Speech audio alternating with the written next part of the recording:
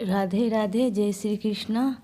राधे कृष्णा। आज द्वादशी के दिन सुनाने जा रही हूँ तुलसी माता की कथा, जिसे सुनने मात्र से एकादशी व्रत का पूर्ण फल की प्राप्ति होती है। बंधुओं, यदि एकादशी के पारण के समय तुलसी जी की कथा को सुन लिया जाए तो मनुष्य की हर इच्छा पूरी होती है।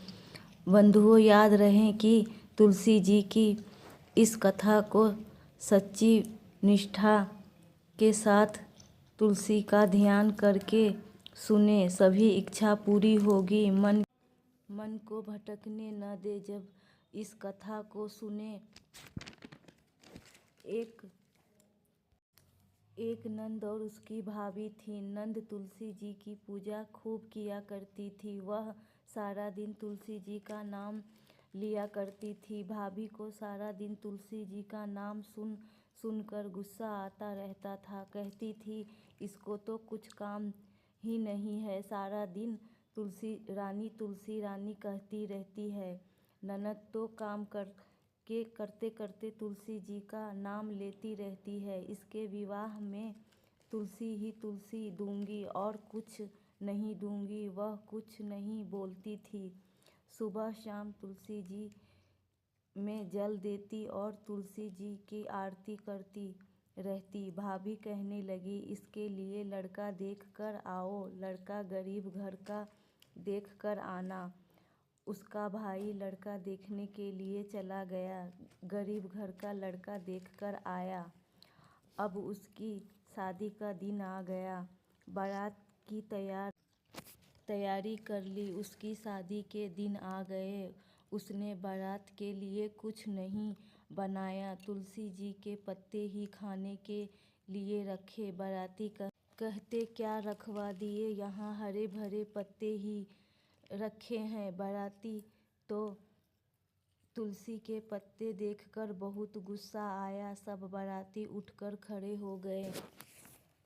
उसके भाई को शोरगुल देखकर बड़ा दुख हुआ। लड़की को कभी भी बहुत दुख हो रहा था। तुलसी रानी से यही प्रार्थना कर रही थी कि हे तुलसी रानी, मेरी और मेरी परिवार की लाज बचाना। वह आंखें बंद करके ये प्रार्थना कर रही थी है, तुलसी रानी सब ठीक करना। उसने अपने भाई से कहा कि सब बाराती आंखें बंद कर ले, मैं एक कमरे में से दूसरे कमरे में जाऊंगी। भाई ने बाराती से कहा, लड़की एक कमरे से दूसरे कमरे में जाएगी, सब आंखें बंद कर ले। बाराती सब कहने लगे, ये क्या। जब सबने आंखें खोली, पतलों पर खूब 36 प्रकार के मिष्ठान बन गए। कई पकवान तरह तरह के हो गए। सब बाराती बहुत खुश हो गए। सबने अच्छी तरह से भोजन किया। ऐसा देखकर लड़की भी बहुत खुश हो गई। उसका भाई आश्चर्य में पड़ गया कि ये कैसे हो गया। उसकी भाभी ने उसे कुछ भी जोड़े और सामान नहीं दिया। जोड़े और सामान के बदले तुलसी जी ही दिया। अब बारात के जाने से पहले उसका ससुर जल्दी जल्दी अपने घर गया।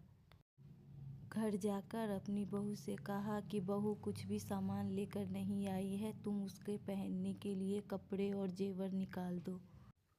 इतने में बारात आ गई। सास ने देखा बहू ने जेवर और कपड़ा पहन रखा था। सास ने ससुर से कहा, आप तो कह रहे थे बहू कुछ भी नहीं लाई है, ये तो खूब सजी धजी आई है।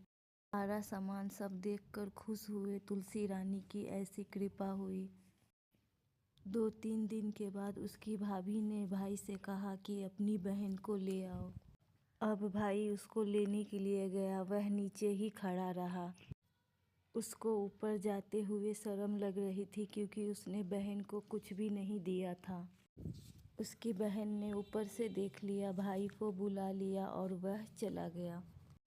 उसकी सास कहने लगी कि जिस दिन से ये आई है, इसने कुछ भी नहीं खाया है। उसका भाई बोला कि यह तुलसी जी की कहानी सुनाकर ही खाना खाती है। इसने तो हमें बताया ही नहीं, वह तो कहानी सुना देती। भाई ने कहा, मौसी जी इसे भेज दो। सास ने कहा, नहीं, ये जिस दिन से हमारे घर आई है, आनंद ही आनंद हो गए जिस दिन से आई। इतना दिया तुमने कि हमारे तो घर से बाहर तक भर गए। उसने फिर से जाने के लिए कहा तो सास ने भेज दिया। इतना जेवर कपड़ा लेके आई। दरवाजे पर खड़ी होके देख रही थी ननद। ननद को देखते ही उसको खूब दुख हुआ। कहने लगी गरीब घर में ब्याही थी, ये तो कितना जेवर कपड़ा लेके आई है। अब वो अपनी लड़की से कहने लगी कि देख तेरी बुआ तो तुलसी की पूजा करती है, अब तू भी तुलसी जी की पूजा किया कर।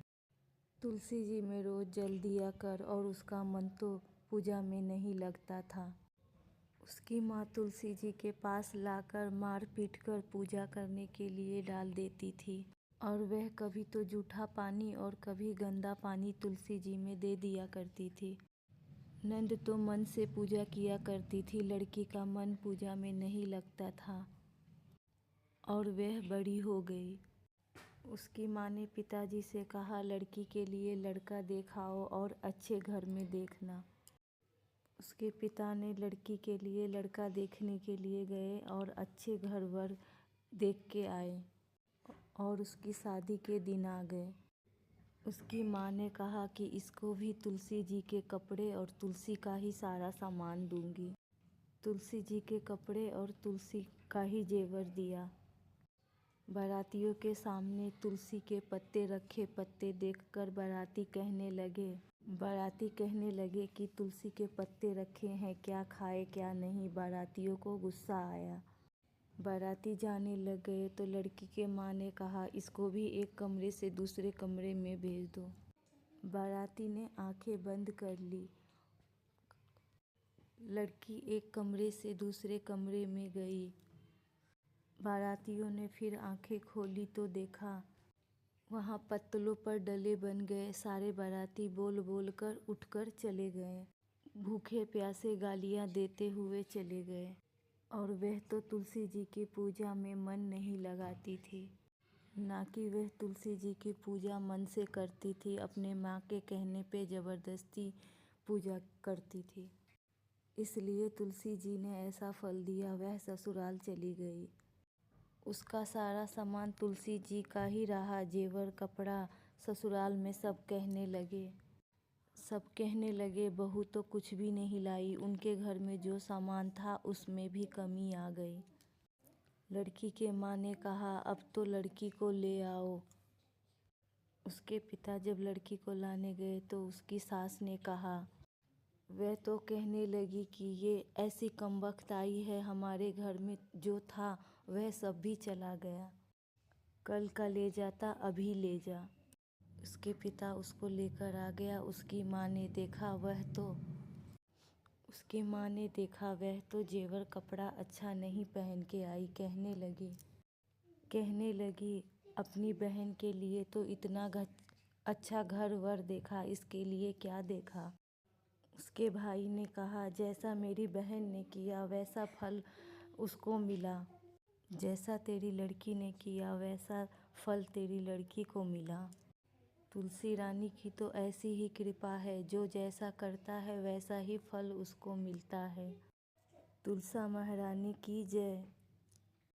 नमो नमो तुलसा महारानी, नमो नमो घर की पटरानी। बंधुओं, आपको यदि हमारी वीडियो पसंद आए तो इसे लाइक करें और सब्सक्राइब करें।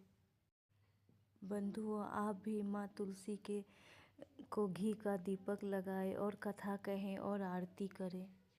बंधुओं, देखना आपके घर में भी किसी प्रकार की कोई कमी नहीं रहेगी। राधे राधे, जय श्री कृष्णा।